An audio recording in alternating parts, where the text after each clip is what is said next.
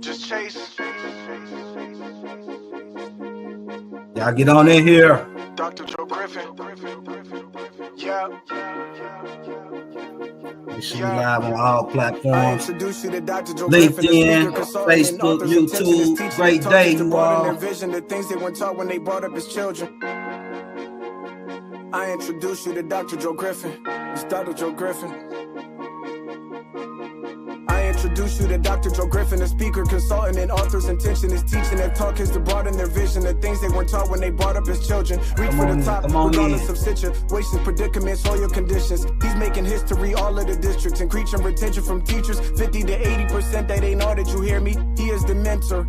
He paved the way with his dip methodology, really. Dream, be persistent, face fears, seek change, go out and go get it. This what you learning with Dr. Joe Griffin. With Dr. Joe Griffin, yeah. He says recognize trauma, push past the pain. If you got a problem, go look at his frame. Work your perspective and look at it change. Find a goal, set it in critical thing. Manage time, self-awareness. These are the few of the things he's trying to get you to do every day. Do every day. Led 5 schools to increase test scores with his teacher principal collaboration. Things he give to you will have you take you drive to the next level. But first, you need to get some fuel at gas station. Supporting education leaders, creating a culture for kids that'll last for ages. Lack of access to quality professional development, that's outrageous. Got his doctorate in education, leadership, research, make changes. Need to put the kids first and raise them. Need to teach them they worth, stop playing. Later on, they gon' run this nation. Dr. Joe with his dissertation taught to those who would fix, make changes. I introduce you to Dr. Joe Griffin, a speaker, consultant, and author's intentions. The teaching and talk is to broaden their vision, the things they weren't taught when they brought up as children. Reach for the top, regardless of situations, predicaments, or your conditions. He's making history, all of the districts, increasing retention from teachers, 50 to 80% they ain't know that you hear me. He is the mentor. He paved the way with his dip methodology, really. Dream, be persistent, face fears, seek change, go out and go get it. This what you learning with Dr. Joe Griffin. With Dr. Joe Griffin.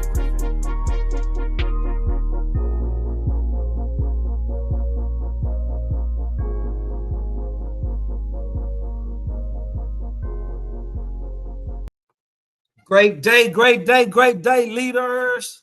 Welcome to the Empowerment Zone, week 48.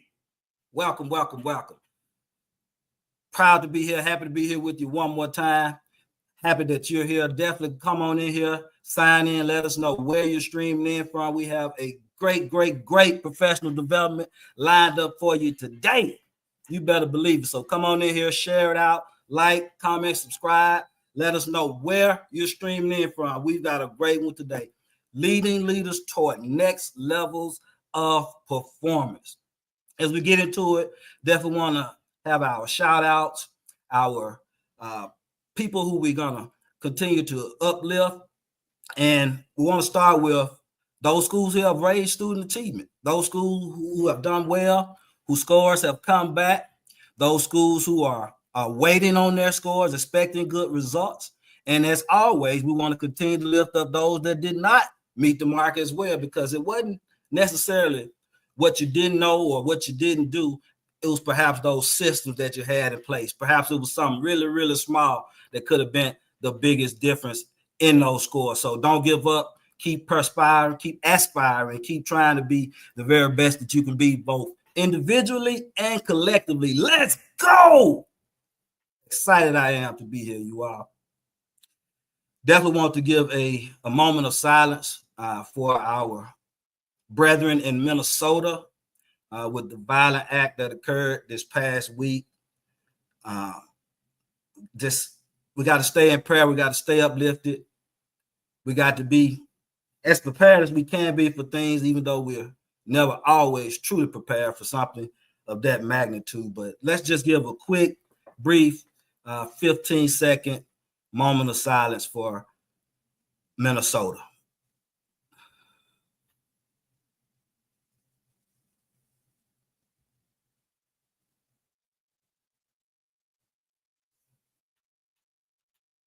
Yes.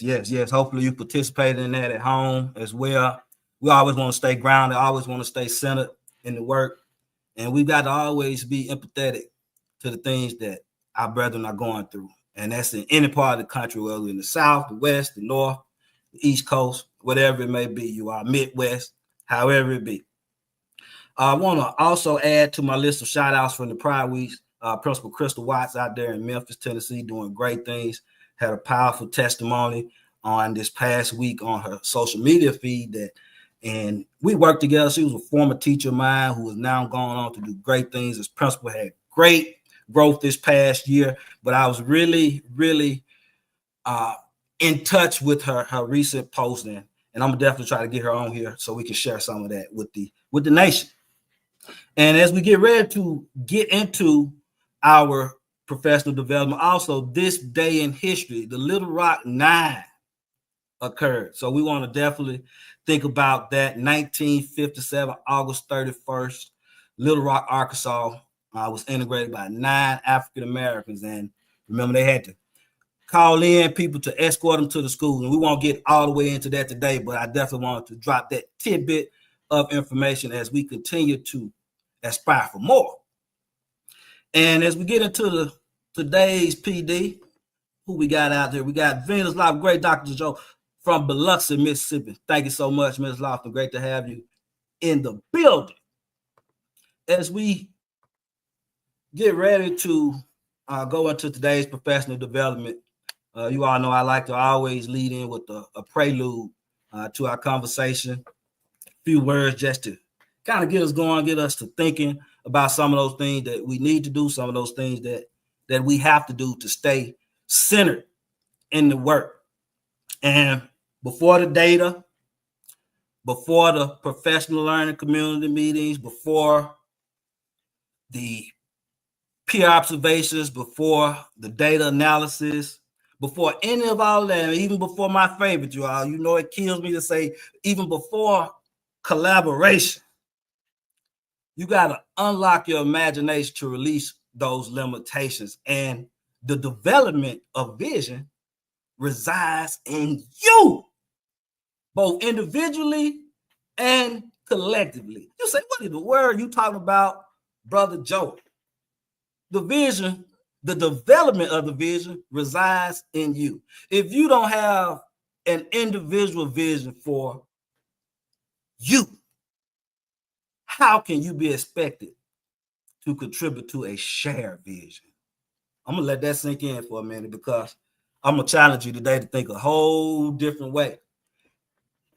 As leaders, as educators, as teachers, if we don't have our own individual visions for our expectations, what we want to get out of what we're putting into something, how can you realistically be expected to buy into and then own a shared vision? That's why it's crucial. That's why it's imperative. That's why it's so very important that as leaders, we not only get the vision out there, but we got to work on developing that vision within ourselves first, and then within those who we are empowering, those team members, those people who are along the ride, who are on the journey with us together. And you say, how can I develop this vision? I can't just have it. Can I just not see it in my head? But anything that to be developed has to come out. You can't develop something on the inside of you. So if my vision is on the inside, no one knows, the world doesn't know, I'm not sharing it, I'm not putting it where it needs to be to actually come into fruition, how can it be developed?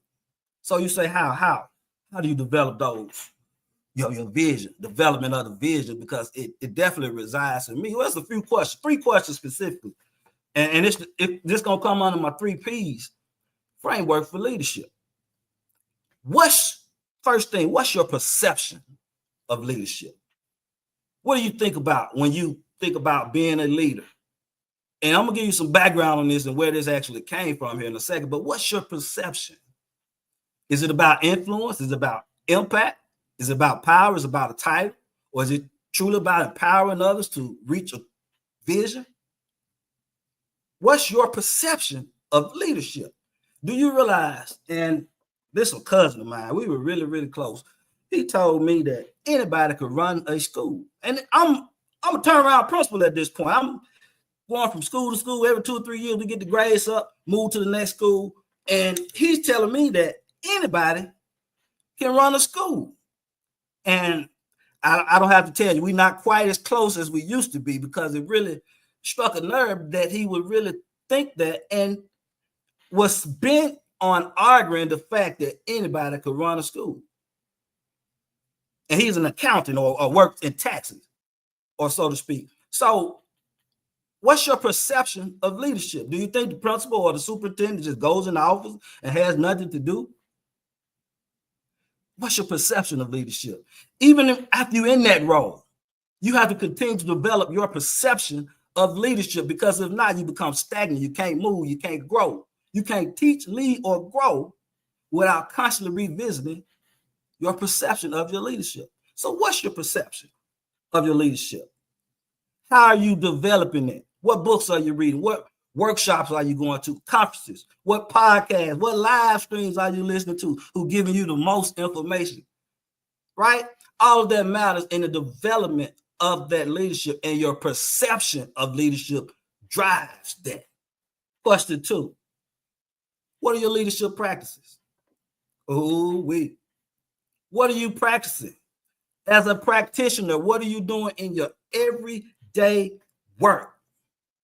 Is your work about compliance, or is it about conviction? Is it about compliance, or is it about conviction? Are you in a space where you have to walk on eggshells? You can't make the decisions that you need to make. You can't put people in the positions that you need to put them in. You can't speak openly, can't express what you need to express as a leader, as a principal, as a superintendent, even as a teacher, right? But what drives your leadership practice?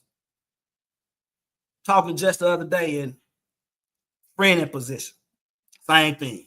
Not able to make the decision that they need to make, but still having to be present in the work every single day. So you have to analyze that as the leader. What are my leadership practices, and what's fueling me to keep going? Question 3, you all. What are you prepared to encounter in your leadership? What are you prepared to encounter? Because every leader since the beginning of time has faced some sort of persecution. But what are you prepared to encounter as the leader? You can't avoid adversity. The best thing you could do is anticipate it. You can expect things to go awry, but as a leader, being resilient, stand in the middle of it, stand in the center of it, being able to stand up strong, come back, have your plans in place, rally the troops, and do what you need to do in spite of. Yeah. Now you're talking, you are. What are you prepared to encounter as the leader? And you got to understand that builds up the adaptability muscle. Remember, we talked last week about DCAA. Anybody can put DCAA in the chat for me? I'm going to send you a special treat. If you can go back, or if you remember what DCAA was, and one of those was adaptability, I'm going to give you one. Being a leader, what are you prepared to encounter? So all those are questions that we got to ask. And the thing is, your perception of leadership, it drives your practice, right? Your practices in your leadership determine whether or not you prepare, and your preparedness allows you to make the impact that you're trying to make as the leader in your position. Let's go, you all. We got a great one lined up for you today. Definitely want to see what else comments we have in. Appreciate your brother Joe Sabatini checking in. Good evening, Dr. Houston. Great to have you amongst the crowd as well. Definitely got a good one for you today. I am going to now, you all, and I hope that hit you where it need to hit you. I'm gonna even put the questions up for you, because these are great opportunities to reflect in your roles, in your positions, because our job as leaders is continue to what? To empower others while maximizing the potential to reach the vision. So I'm gonna bring up our guest for today, and then I'm gonna properly introduce him, and we're gonna get into our conversation. Hello, good brother, Dr. Stowe. How you doing today? Hey man, happy Sunday fun day to you, Dr. Joe. Yes, sir. Happy Sunday fun day. I like that. I'm going to first off, I want to thank you publicly for joining the live stream. I know that our viewers are going to benefit from the wealth of knowledge that you're about to show, and empowering our leaders, our teachers, our educators who happen to join the stream. So I thank you for doing that. Yeah, man, I appreciate the invite, and me and Joe go way back, and well, I'm sure we'll get into it. How back we go. So definitely, man. All right, Braxton Stowe, PhD, currently serves as the director of the Mississippi Principal Corps and graduate program coordinator for K-12 educational leadership at the University of Mississippi. That's Ole Miss for you all that don't know. He previously served as high school principal in 4 Mississippi districts, where he improved student outcomes, raised graduation rates, expanded advanced coursework, and led school turnaround efforts. Under his leadership, Ocean Springs High School was ranked #1 high school in Mississippi by U.S. News and World Report and earned national recognition for the College Board for expanding advanced placement access. Dr. Stowe has also served on the Mississippi State Superintendent of Education's Principal Advisory Council, the Mississippi Governor's Education Human Capital Task Force, the National Merit Scholarship Corporation Advisory Council. He's an active member of MASS, MASSP, NASSP, and ASCD, and has been recognized with the Most Innovative Research Award at Mississippi State University. Dr. Stowe holds a PhD in Educational Leadership from Mississippi State University, an EDS from the University of Mississippi, a Master of Arts in Public Policy and Administration, and a Bachelor of Science in Secondary Education, both from Mississippi State University. Dr. Stowe has been recognized for his leadership in principal preparation and has played a central role in expanding opportunities for Mississippi educators to pursue advanced training in educational leadership. His professional work centers on preparing highly effective school leaders who are equipped to address the complex challenges of today's school. Wow. That is awesome, Brother Stowe. I read over your bio a couple of times in preparation for today, and I got a lot of questions, man. I just got to tell you, you've done a lot of work, and I know that our people can benefit from the information that's going to be dropped today. You were recognized as the Most Innovative Research Award. Can you, before we get into the depths of the conversation, can you kind of tell us what that was about? Yeah, so that was actually during my master program and get my master's in public policy. And we had a capstone project to finish our master's program. And me and my team together, the one policy they didn't have in Mississippi State was that when you have leaders that are acting inappropriately or that's acting unethical, right? As a student or as a graduate assistant, you wanted to have protections to say, hey, I'm kind of in a position to where this is my director, my boss, essentially. He or she is doing something unethical. How can I share my viewpoint and still not, make that person upset? Because we have found in our studies, in our research, is that there's been individuals who were dismissed from programs because they went to tell or to say something and report their professors or leaders or people they were working for unethical behavior, and they were being dismissed from programs. And so we got this policy to say that's just not right. It is, we want to develop a policy for Mississippi State so they can actually still implement it and still implement to this day to where you have undergraduates and graduate students who can essentially anonymously report behaviors, or when they report behaviors, their identity is not revealed. And so that's what we did. That was back.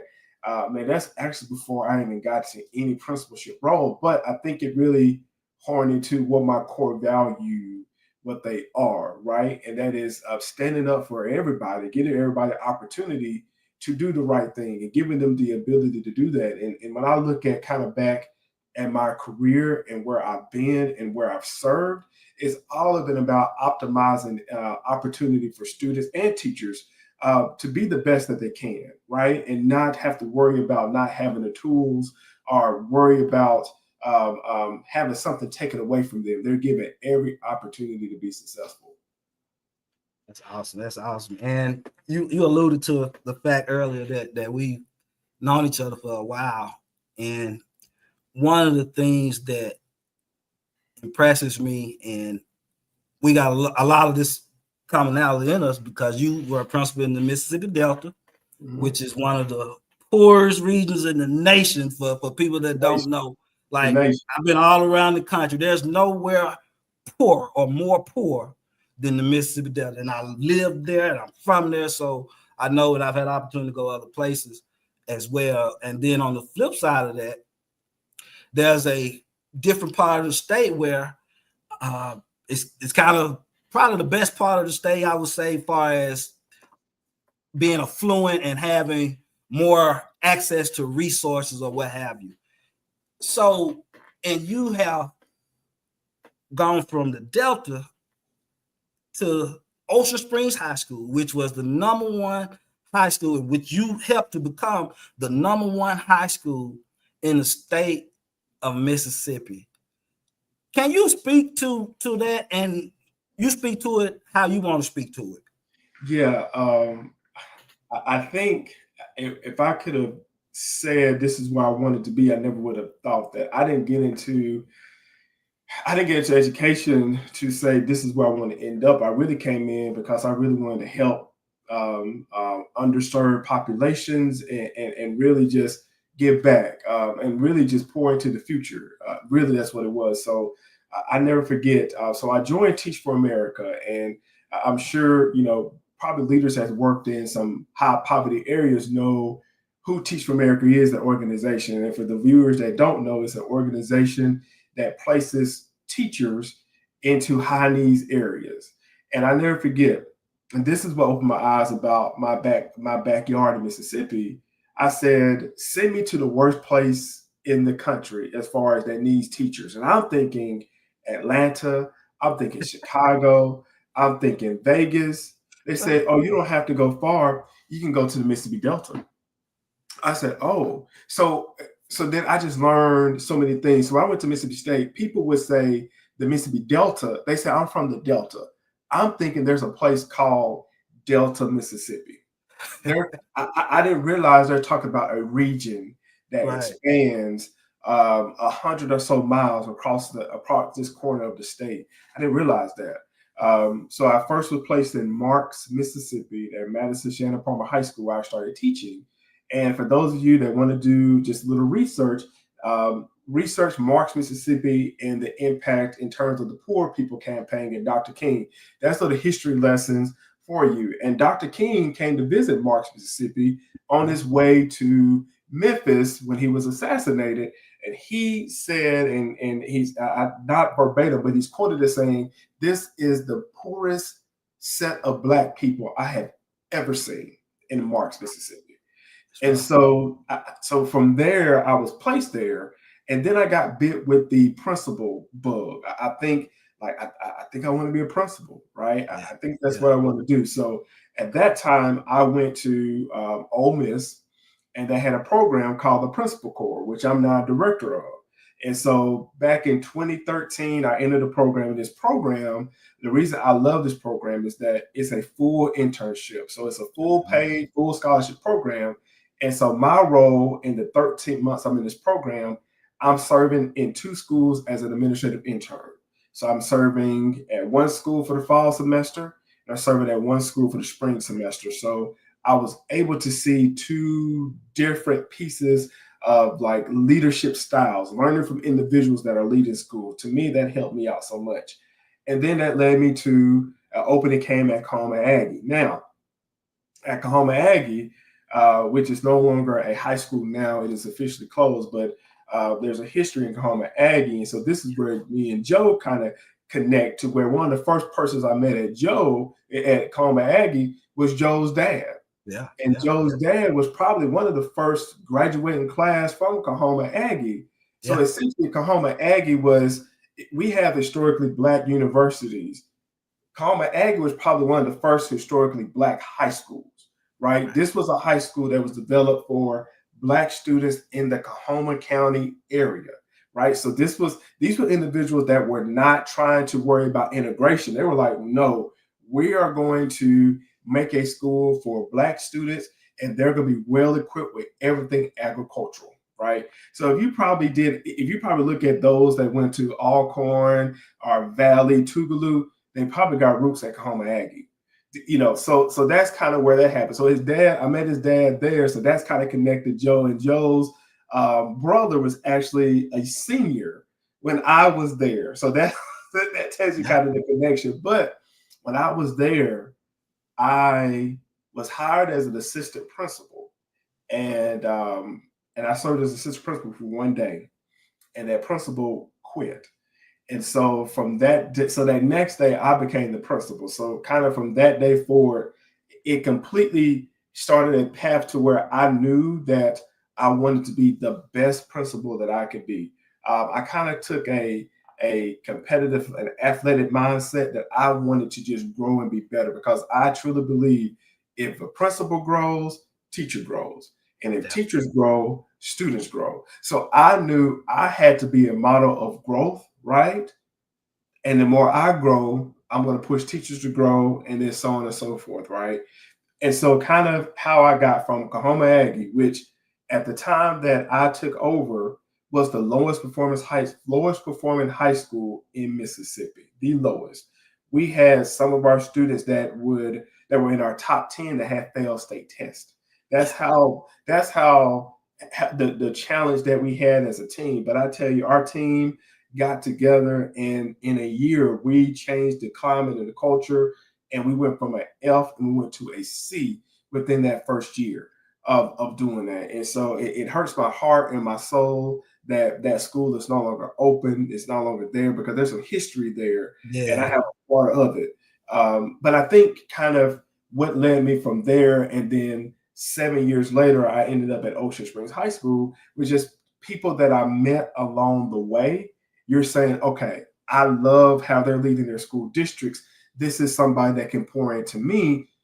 I'll go there. So one of my former principals was one of a guest on this show, maybe 7 or 8 months ago. Dr. Cedric Richardson was was our superintendent at North Panola. So y'all remember his conversation. So I got a chance to learn from him, right? Yeah. So it was like, so it wasn't really like people say, well, why are you leaving students? I said, I've always knew that I wanted my impact to tend to be bigger and to impact, because it's kind of like I hope that I changed the community I was there enough so I can leave it and continue to grow. So that's really what happened. So that's what led me to North Panola, and then meeting some other leaders led me to Columbia, and then eventually meeting some leaders and learning led me to Ocean Springs. But each step of the way, it was really a growing process for me to grow to become a better leader. And I think there's no way I could have been a leader I was at Ocean Springs without my experience at Kahoma Aggie, right? So all of those things were connected, right? If I would have just became a principal at Ocean Springs, there's no way the success of my team and students could have been. The connection had to be there. So how did I get there? Number one, it was definitely God had a complete plan for me, but also I was very intentional about I want to grow and I want to become a better leader. And in order to become a better leader, you have to surround yourself with individuals who have that same mindset that can push you to grow. Definitely. The development of vision resides in you. That's what I hear you saying, Dr. Stowe. So I definitely appreciate that. Dr. McKeeva Jeter, definitely appreciate you signing in. Appreciate you sharing out as well. Thank you so much, Sister McKeeva Jeter. Definitely appreciate it. And you alluded to, wow, that reminds me, we were actually principals in 2 different areas at the same time, because when you were at Aggie, I was at Elsie, and my brother was the quarterback, and he beat me on that 4th and 6. he beat us on the 4th and 6, ran in overtime, and took the whole team into the end zone and took us over. And then down on the other end, of course, you were doing your thing at Ocean Springs, and we were making our own little tracks over at Moss Point as well. So wow, that is great. And then you just mentioned the connection with Said as well, man. That's awesome. That's good stuff. That's good stuff.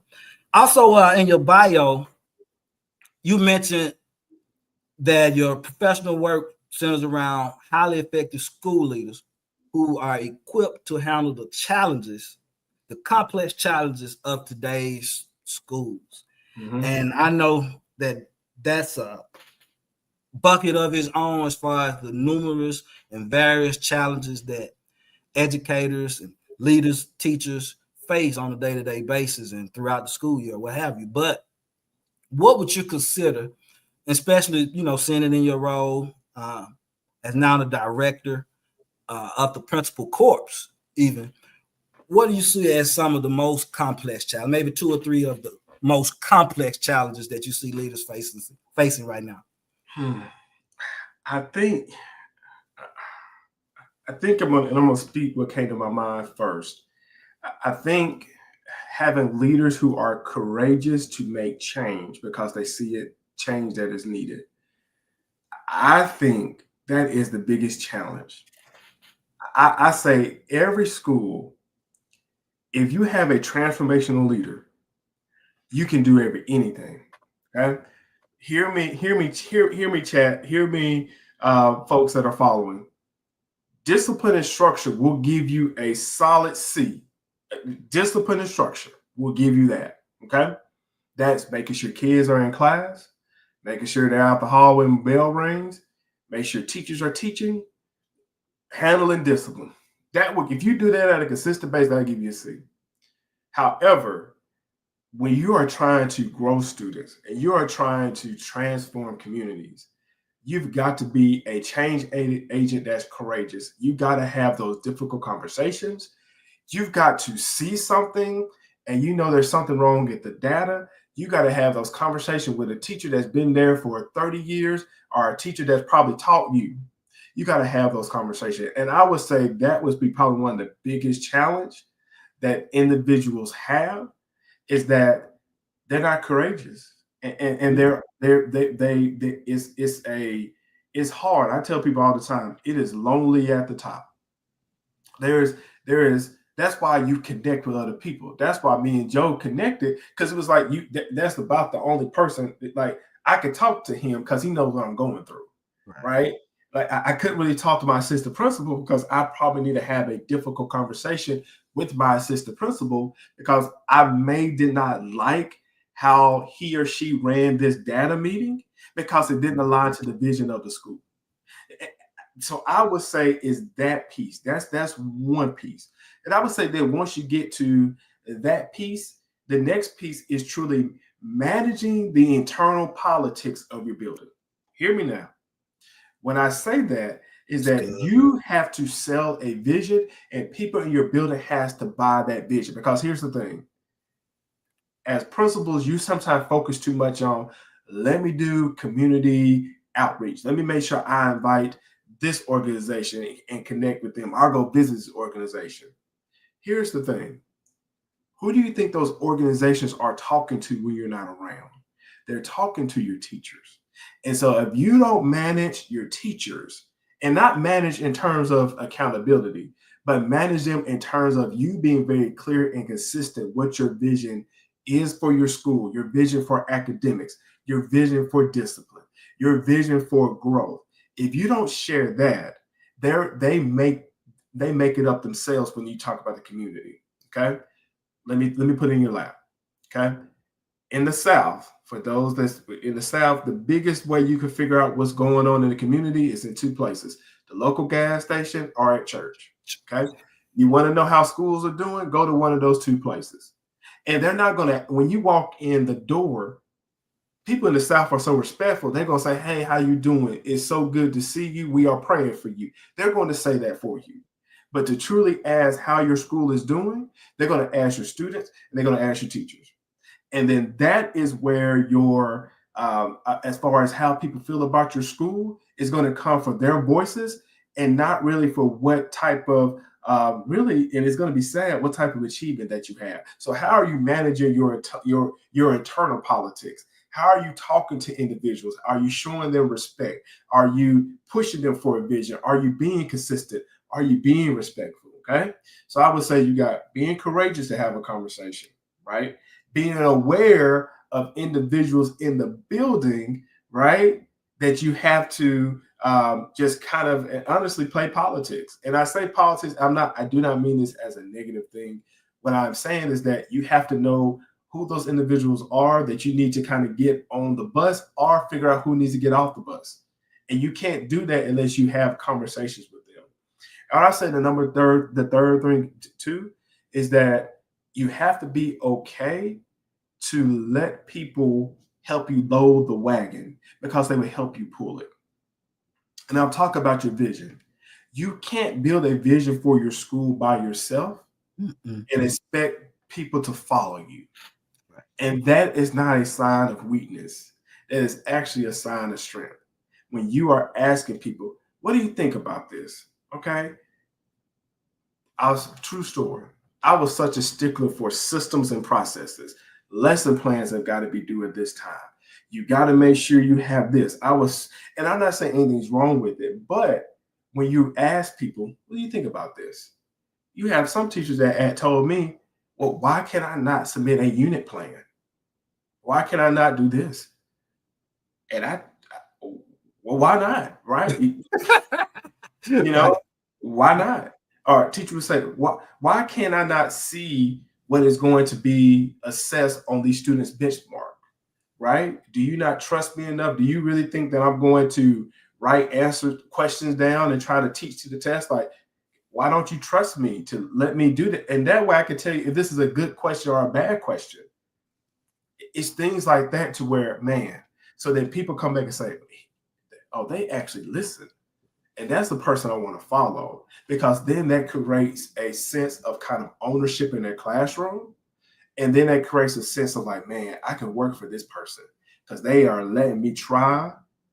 That builds reflective practices. So I think, being open to let your teachers and everybody help you build your vision because they'll help you push it, right? So I would say that's the three things that so again, I know people might have thought of talking about, well, mental health or, school safety or, teacher growth, which those are some things. But I think if you kind of have those courageous conversations, you're managing individuals in your building, right? And you help them pull and do it, you'll realize that you really honestly are going to have teachers who are going to help police other teachers because you've created a culture to where we don't want to disappoint that leader.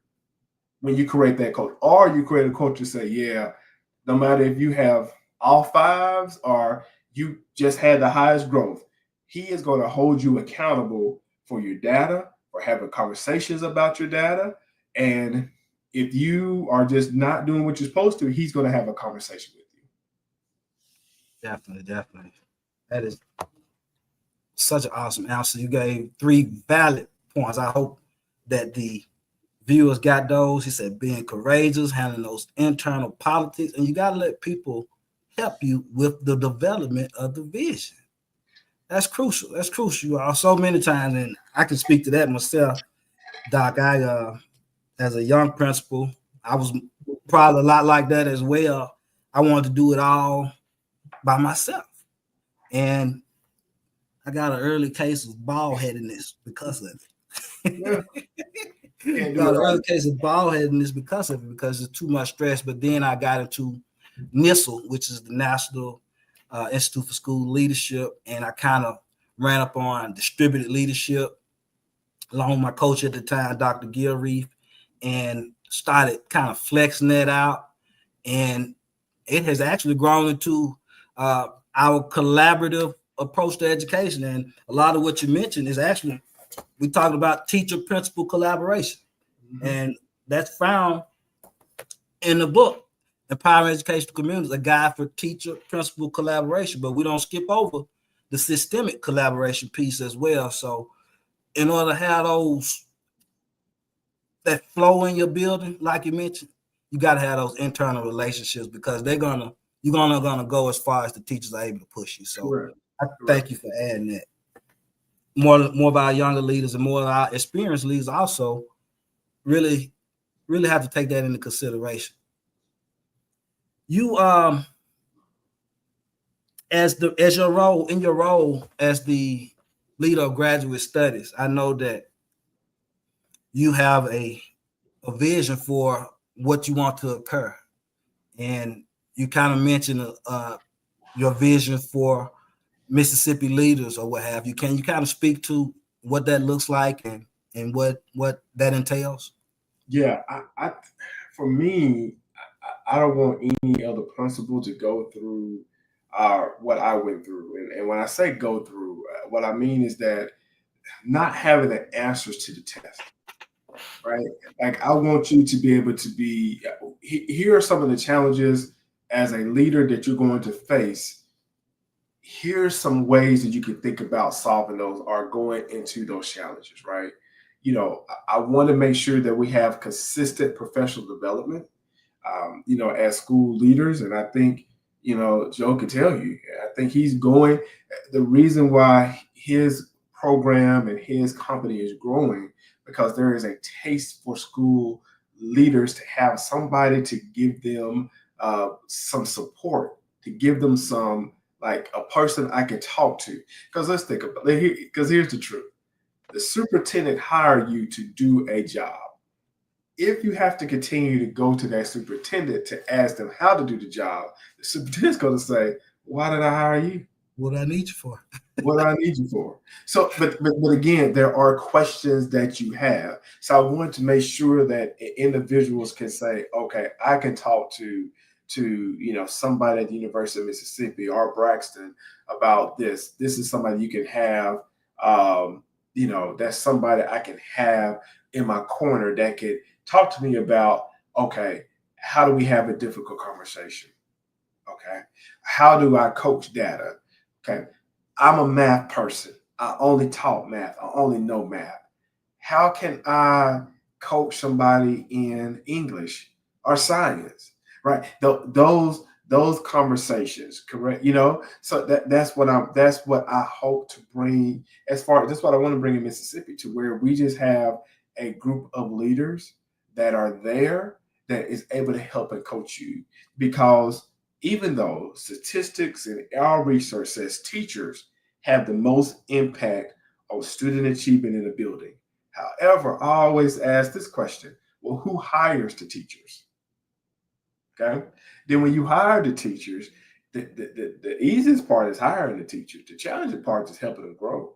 And so, how do you create a culture for growth? What are some things that you could do in your daily leadership that can create a culture of growth and reflection, to that your teachers will buy into it as well? Definitely. Awesome sauce right there. And kind of want to touch a little bit on the academic program, because I know, like I said, we talked a little bit about where we both been. I know on one end of the state and then the other end of the state. What do you think, after being in both of those roles and seeing and comparing this and comparing that, what do you feel like? And I'm sure it's probably the same, because I saw as many of the same things. It was just that need a little bit more of this in this area, or so to speak. What do you think the key components of creating a thriving, not just surviving academic program? Man, that is a great question. And I don't know if there's a right answer, but I'm going to tell you what I believe. I think there has to be a community aspect, to where the expectation in the community is that I expect my child to get the best education, and by any means necessary. I think that has to be so. I would say that going to other school districts, the urgency around their expectations for what they expect their school to be was different. Okay, I would say that obviously the urgency around it was different in Ocean Springs than it was in, probably say, North Panola. Now, when I say the urgency is different, What I'm not saying is that those parents cared more. That's not what I'm saying. What I'm saying is that there's probably between caring for a school and their needs, the gap is wide, right? Okay, so we could. I mean, I think you could let's take education out of it. Let's say you go to high poverty areas across the country and compare their problems. When I say problems, health issues, jobs, finances, different things of that nature. In those areas that doesn't have high poverty, what do you think some of their issues would be? So again, it's like, okay, I know school is important, but there's so many steps I need to get to really. School is really, at this point, is a place where my child can go, and I'm expecting the best. Okay. And it's like in other school districts, to where it's like we don't have that many challenges in, say, other parts of the country or in other cities. And I think that's just kind of just the reality of it. So it's a community support, because that's going to sustain, right? That's going to create a culture where you're sustaining, because what you're trying to reinforce at school is reinforced at home. And in some communities, that is not really reinforced. So it's kind of creates a culture to where you're constantly trying to survive. But then also, too, let's think about teacher tenure. Let's think about that. So if I went to any university and I said, okay, teachers that's at the university, come down to the Mississippi Delta, and I'm going to pay you $80,000 a year to teach. Okay. Now, I would be shocked if 30% of those teachers actually took me up on that offer. Okay. Because one thing to know is that teachers do not get in the teaching profession to get rich. They do not. They do it because they truly have a desire to make lives better for children and communities. So that, to me, is a mission for them. Okay. But also, too, those young people are like, I want to get married and I want to live in a community to where I can grow my family and have peace about my growth and in that community. So I think that that's another part to where, what do we do for these? What resources do we put in these communities as well? Because I would say, when I was at I was at North Panola, I was older. Now I'm 27, 28 years old. I was older than maybe half of my staff. Okay. Right? Because what would happen? People were leaving. They were getting out of those areas. When I go to Ocean Springs, I've got folks that's been there for 20 or 30 years. A majority, not one or two. That is a difference, because there are people that have been there, that are teaching, that has been teaching. And people in that building have taught generations. So it's a different mindset, right? It's almost like, okay, you're going, I had this teacher for science, you're going to have her for science. It's kind of like different culture, to where now you're coming to a school building to where in North Panola, I had to do more teacher coaching and building. In Ocean Springs, I did more teacher supporting and making sure the experience for students was kind of went inside with the academic expectation or academic experience that they had. So it was a different type of leadership that was needed, because really the academic foundation was set just because of the stability of your teaching staff that was there. So I would say, but again, it's a community where people want to live and want to be there. Joe, you said at the beginning of your show, most people want to live on the Mississippi coast. That's where they want to go.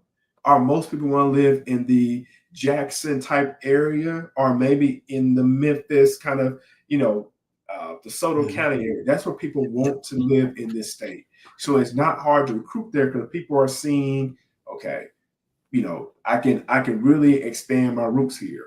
But in the areas that truly need it, people don't see that the same way.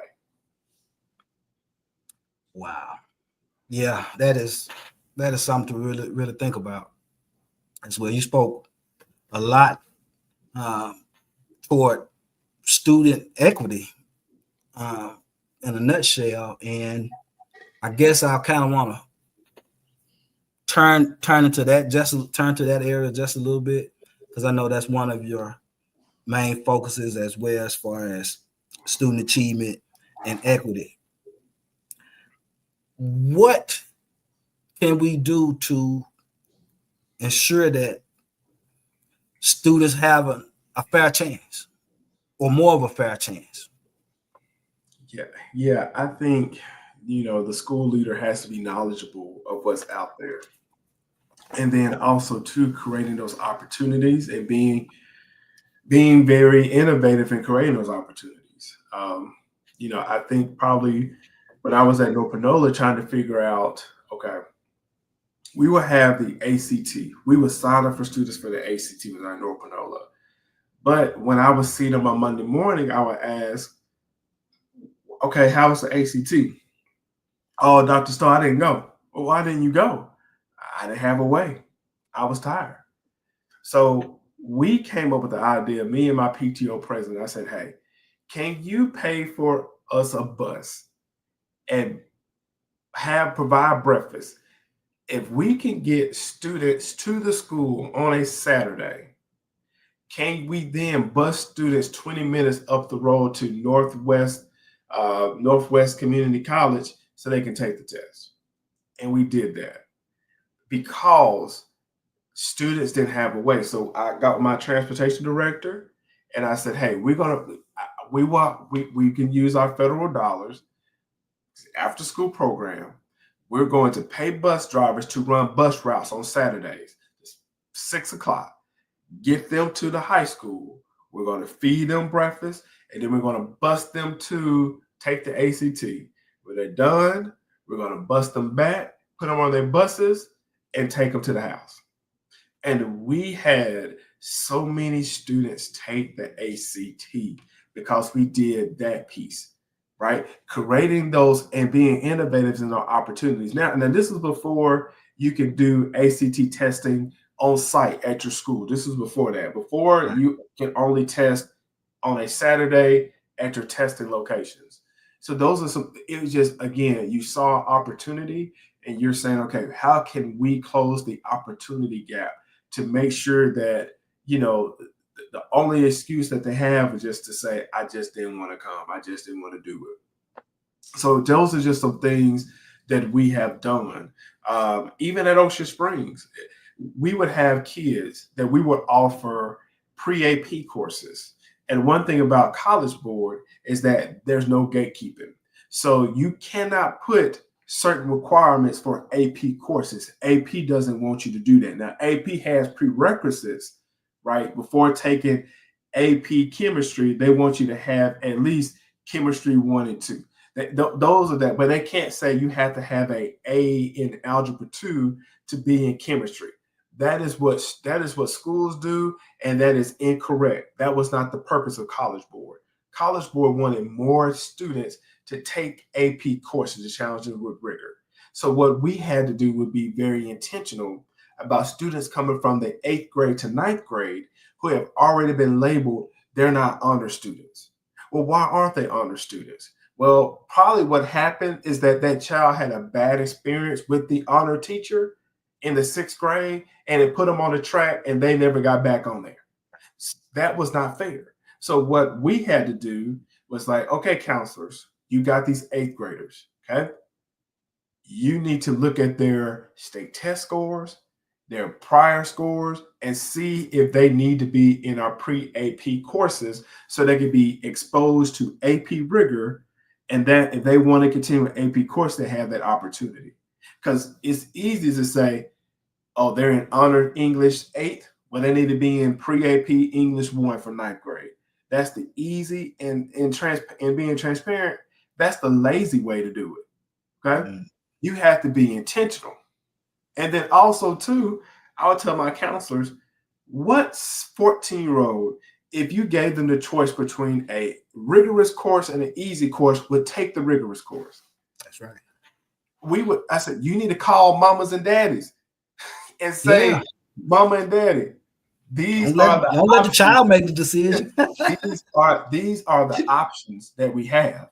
What do you want your child to do? So again, creating those opportunities to say, we are removing all the barriers for you to be successful, or you to have the opportunity to be successful.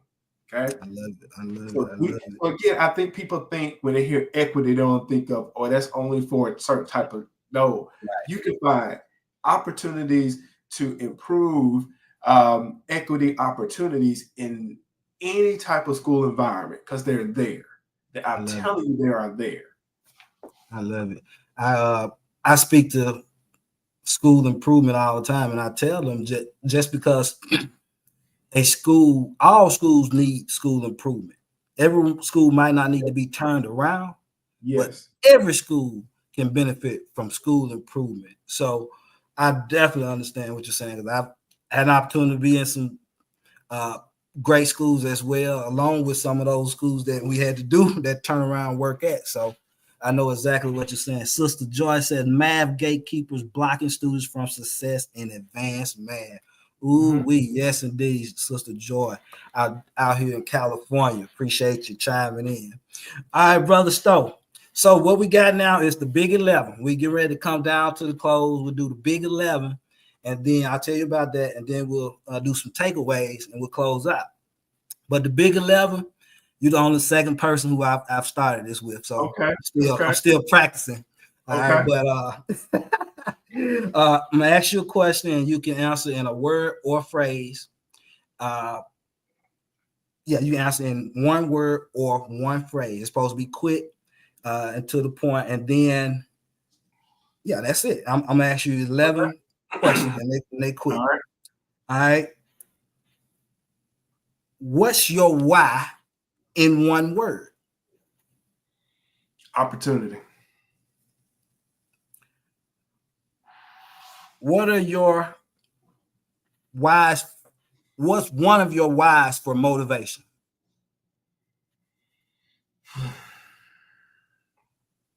So is that in terms of me giving motivation or receiving? Receiving. Your motivation. Encouragement. All right. Why?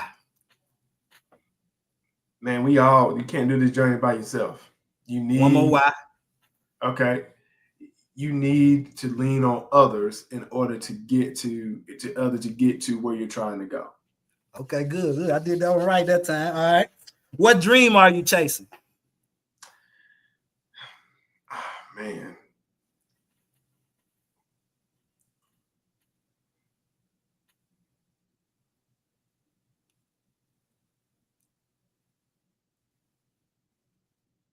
Man, that's such a great question. And that got me stumped, because there's so many ways I can go. But to keep it short, the dream I am chasing is for every school in Mississippi to have a transformative leader in that building. Awesome. All right. How are you initiating and investing in yourself? Again, building these professional development, building this program is helping me, in a sense, to say how I need to better support those that I'm trying to support, right? So asking those that are still in the profession what is needed, and that helps me build, some type of development or presentation that I can give them to help them out. How are you being resilient and pushing past pain? Man, I would say, staying focused on my vision, my purpose, and that would be, pushing through no's, right? Pushing through, we never done it that way before. You'll be amazed how you hear those same conversation in higher education as you do in K-12. It's the same thing. We haven't done this before. We didn't do it that way before. So how are you I'm pushing through those, because, just in order to grow, you've got to make change. What demands your persistent purpose? Say that one. What demands your persistent purpose? What demands you persistently be purposeful? I think my family. my family, you know, for me to be purposeful, you know, to make sure that I'm in a position that I'm pursuing because I feel that gives me joy. And if that's something that's giving me joy, that's something easy to give back. You can only give what you get. All right. Biggest concern for educators, one phrase.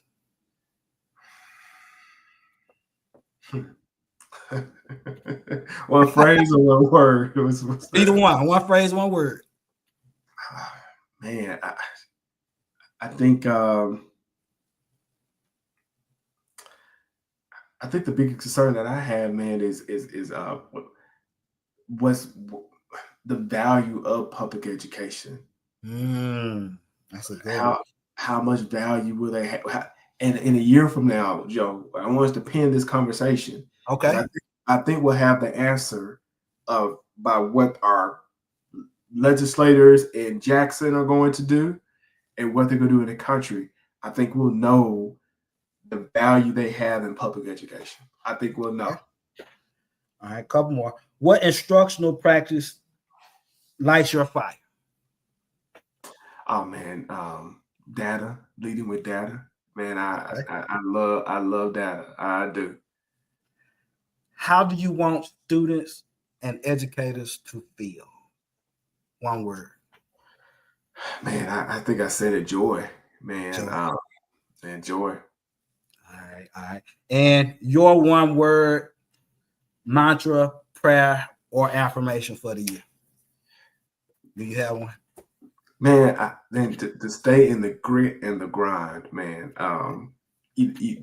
That's kind of something I always just saying, man. It's kind of T-Pain had this song, I'm out here grinding. You just kind of have that in your head, especially when you're trying to change a program and organization that's operated.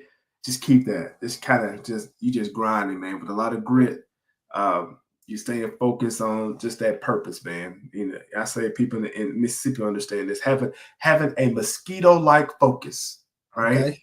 Because mosquitoes going to bite you. If they've got a purpose, they just are focused on biting you. So that's the same focus I want educators to have. That's what I have, just having that focus to get the job done. Awesome. Appreciate it. That's the big 11. You have any final words, key takeaways for people? Look, and definitely leave your information. You know, perhaps someone might want to contact you. Yeah, man. I would say don't lose faith. Stick with what's best for students. There was a plaque I kept on my desk, and I still have it on my desk now. And the question, you probably heard this before, is what I'm doing or about to do going to improve student achievement? And if the answer is no, then I ask you to reevaluate what you're doing and why. Because every decision that you're doing is because you have the challenge and the charge to improve student achievement by any means necessary. That is the goal. And what you're doing is sitting in this seat as school leaders. Okay, school support, that you are all about improving student achievement. And so, you know, when you start kind of questioning your decisions, you know, is it because you want to get back at this teacher for what they did, or is this truly going to improve student achievement? You know, I think those are ways you can weigh your decisions. And kind of what you do that, man, I always say this, when you do right by kids, when you do right by students, things tend to always work out 99.9% of the time. I always say that. I love it. Wow. Thank you. And that kind of goes to that second question. What are your practices? You know, how you operating in your roles, you all. So, wow, brother, Dr. Stowe, I definitely appreciate you blessing the platform with your wisdom, your knowledge, your experience on today. Thank you for coming up. I definitely want to encourage our people to, if you have not checked out various works, please do. Dip Approach for Educators. I mentioned the Empowering Educational Communities Guide for Teacher Principal Collaboration. Also, the Dip Approach for Student and Adult Success, which is SEL Curriculum and Guidebook. And of course, our poetry section, our Spirit, Heart, and Soul collection, Physical Therapy for the Soul, you all. So otherwise, I just want to encourage everyone to continue to love, lead, learn with your heart, continue to search for wisdom so that you can live in your true purpose, and continue to be courageous so that you can drown out all fear and do the work that's destined for you. Otherwise, to all the best week, be empowered. Hold on one second, Doc.